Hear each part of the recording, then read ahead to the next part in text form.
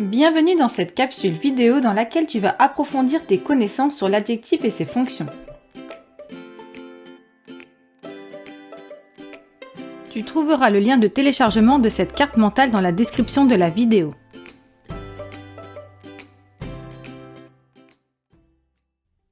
L'adjectif est un mot que l'on rencontre fréquemment dans les phrases.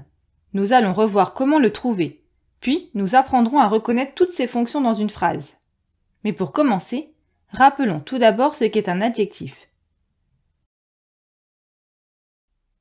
Comme tu le sais déjà, un adjectif est un mot qui apporte des précisions sur le nom ou le pronom qualifié. Il s'accorde en genre et en nombre avec ce nom ou ce pronom. Dans l'exemple, Léa porte une jolie robe. L'adjectif jolie qualifie le nom robe. Il est donc féminin singulier et porte la marque du féminin E. Si la phrase devient Léa porte de jolis rubans, l'adjectif joli s'accorde cette fois-ci avec le nom ruban, qui est au masculin pluriel. Il porte donc la marque du pluriel S. Il est important de noter que les participes passés des verbes sont souvent utilisés comme adjectifs. Par exemple, dans la phrase « L'enfant est surpris ».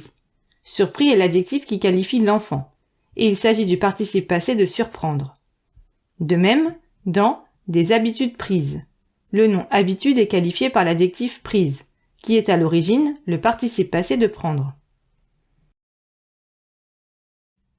Après avoir revu ce qu'est un adjectif, nous allons rappeler une méthode qui permet de le trouver facilement dans une phrase.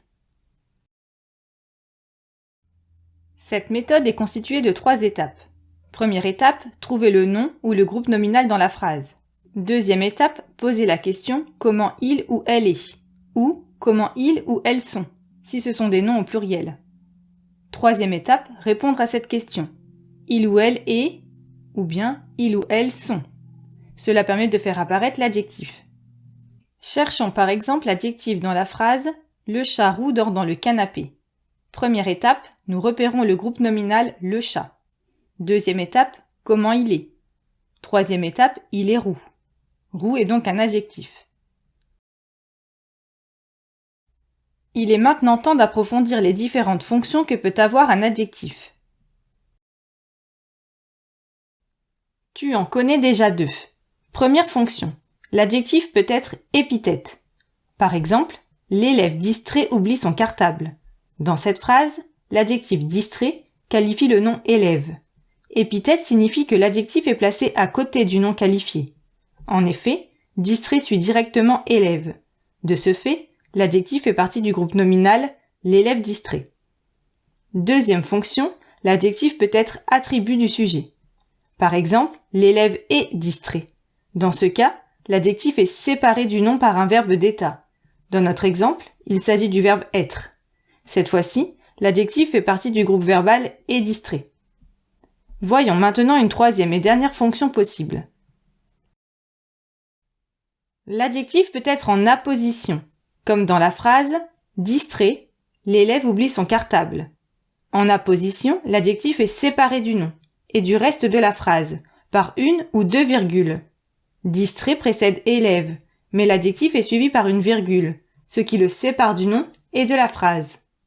On peut également trouver « l'élève, distrait, oublie son cartable ». Dans ce cas, l'adjectif est placé entre 2 virgules.